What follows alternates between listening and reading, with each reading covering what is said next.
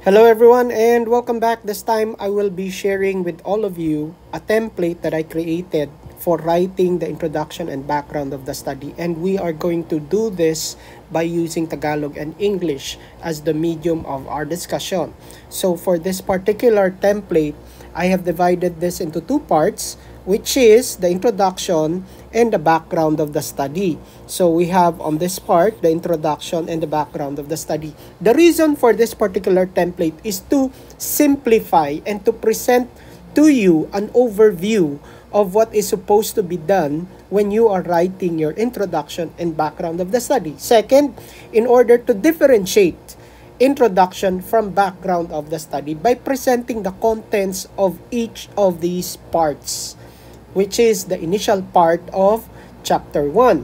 So let's start off by identifying the different parts or the content of what we call the introduction. So this particular part, numbers 1, number 2, and number 3 are all part of what we call the introduction. And then number 4, number 5, and number 6 will be part of what we call the background of the study. So what should be the content of what we call the introduction? The introduction presents the following. It is a presentation of the issue, not necessarily the problem. So I always use the term issue instead of problem because not all issues are considered problems. So it is a presentation of the issue being investigated. What the question that is supposed to be answered in this particular part of your research paper. Kapag kayo nagsusulat, kailangan masagot nyo ang mga sumusunod na tanong.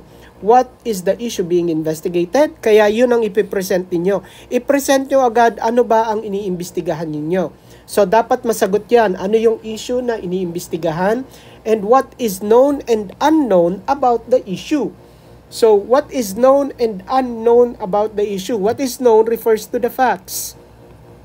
Ano yung katotohanan tungkol doon sa issue na iimbestigahan ninyo? At ano pa yung mga hindi pa nalalaman tungkol doon sa issue na iimbestigahan ninyo sa inyong research. Lahat ng ito ay i-discuss sa pamamagitan ng tinatawag nating narrative, pakwento. Ikukwento ninyo, ang pagsusulat ninyo ay nasa form ng pagkukwento o pagnanarrate. Okay? So, yun yung unang bahagi na tatalakayin ninyo dito sa bahagi ng introduction. Yung pangalawang bahagi ay yung tinatawag nating presentation of the need to conduct the study. Ipe-present ninyo yung dahilan kung bakit kailangan gawin itong research na pinopropose ninyo. So, ang tanong na kailangan masagot, why do you need to conduct the study? So, mag-present kayo dyan ng mga ibang studies na ginawa na nagkaroon kayo ng inspirasyon dito at dahil kayo ay apektado, pinili ninyo itong issue na ito para imbestigahan naman sa lugar ninyo, sa lokal ninyo. Okay? So, the need to conduct the study is an argument. Magbibigay kayo ng ebidensya na talagang merong pangangailangan na gawin yung research ninyo. So, kailangan i-convince ninyo yung inyong mga readers. Yung pangatlo, presentation of the importance of the study or the significance of the study or the relevance of the study. So, ang kailangan sagutin nyo dito, what will be the implications and the significance of your study? Ano yung kahalagahan nito? Ano yung mga benefit na maibibigay nitong study na ito? So, basically, this is what should be read. Ito ang dapat na mabasa at makita doon sa initial part ng inyong chapter 1, which is the introduction. By definition, ang introduction ay ang sumusunod. This section, itong bahagi na ito, should be clearly presented or should clearly present the issue, which is what we discussed kanina sa kaliwa, being investigated and provide relevant contextual information, yung facts. Ito yung sinasabi natin. Ano yung known? Ano yung facts? Okay? About the topic of the research, yung issue na iniimbestigahan ninyo. So basically, kung ano yung diniscuss natin kanina, ito din yun nandito sa definition natin. It typically includes a brief overview, maiksi lang, of the facts, the truths related to the issue being investigated. This section aims to establish the need for the research. Sabi natin kanina dito, kailangan i-present ninyo yung the need to conduct the study. So ito din yung sinasabi niya. This section aims to establish the need for the research. Another, highlight the significance, the importance, the relevance of the study, and provide a foundation, basihan, para gawin yung inyong research by presenting the relevant facts, concepts, theories of previous research findings. So basically, itong definition na ito, nire-reinforce niya lang kung ano yung nandito sa pinag-usapan natin. So ito yung tinatawag nating introduction ng inyong study. Yung susunod na bahagi naman ay yung tinatawag natin background of the study. So mamaya pag-uusapan natin kung ano yung deductive method. So itong background of the study, ang una nyong ipipresent dito ay yung effect at kung sino yung affected. Ano yung epekto at sino yung apektado doon sa study na ginagawa ninyo. So ang sasagutin nyo dapat, what will be the effect of the study and who will be affected by the study. Okay, next. So basically, pwede nyong ipasok dito yung tinatawag nating respondents ng study ninyo. Number 5, presentation of the rationale or the reason or the motivation of your study. Rationale refers to the reason why you conducted the study. So you should be able to answer what motivated you to conduct the study. Okay? So the last part of the background of the study is what we call the presentation of the goal or the aim of the study. What is the objective of the study? So yan dapat ang may present ninyo dito sa bahagi nito. Yan dapat ang makikita sa bahagi na ito. So yung background of the study natin is defined as this section or part provides an overview of the issue being investigated, yung research objectives ninyo, sino yung participants, yung respondents, sabi natin kanina, ano yung effect ng issue, the research questions to be addressed in the study, and the rationale of the study. This section or this part serves as a roadmap para makita yung direksyon na gagawin ninyo o nang gusto ninyong gawin doon sa inyong research. For the research paper by outlining the main purpose and direction of the study. So basically, again, kung ano yung present natin dito sa number 4, 5, and 6, it is what is being discussed or presented dito sa background of the study. Now, on this side, makikita ninyo, we have the inverted pyramid.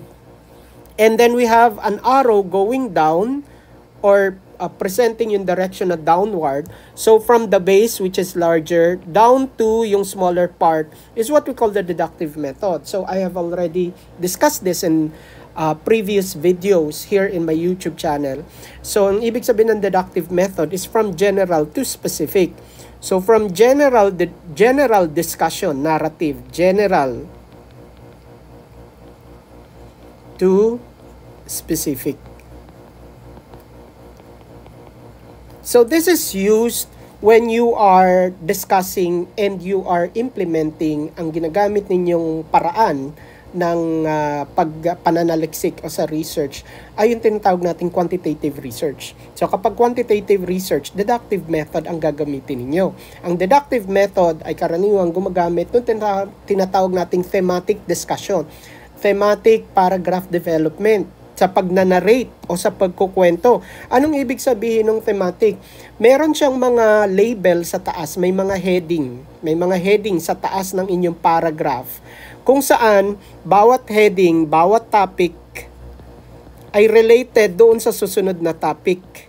Pero ang difference niya ay itong topic na ito is from general and then it becomes more specific. Okay? So that is what we call thematic narrative writing. Okay, and this should be implemented dito sa pagsusulat ninyo ng iba't ibang bahagi ng inyong research paper. Sa chapter 1 meron yan, sa chapter 2 lalong-lalo na. Okay? Which is the review of related literature and studies. So that is what we mean by deductive method. Now, reminder, note, avoid excessive and unnecessary use of citations. Pwede kayong gumamit ng citations dito sa inyong introduction and background of the study. For example, if you want to cite a specific study na ginawa na before, na gagawin yung basihan at sasabihin ninyo na according to this study, talagang merong existing na problema tungkol sa issue na ginagawa ninyo ng research.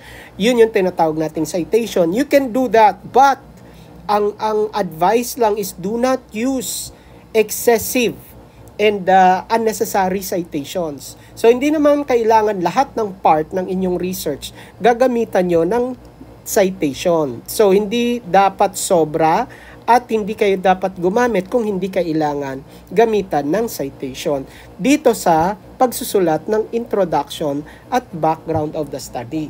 So specifically, those who keep asking ilang pages po ba dapat ang introduction and background of the study, you can already write your introduction and background of the study using 3 to 5 pages for this part of your paper. So again, I will be presenting to you an example of this particular template of a specific introduction and background of the study of a research using this template.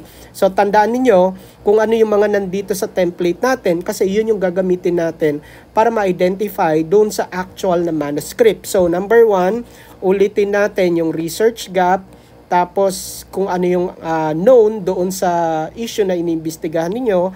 Number 2 is the need to conduct the study. Number 3, what will be the significance of the study. And then number 4, presentation ng effect and sino yung affected.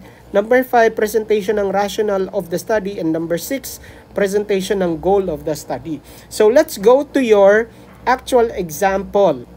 So, here, in an actual manuscript, so, ito yung number 1, which is the presentation of the issue that is being investigated. So, ang iimbestigahan niya is a tool that is used in mathematics. So, ang unang ginawa niyang discussion ay may kinalaman dito sa mathematics.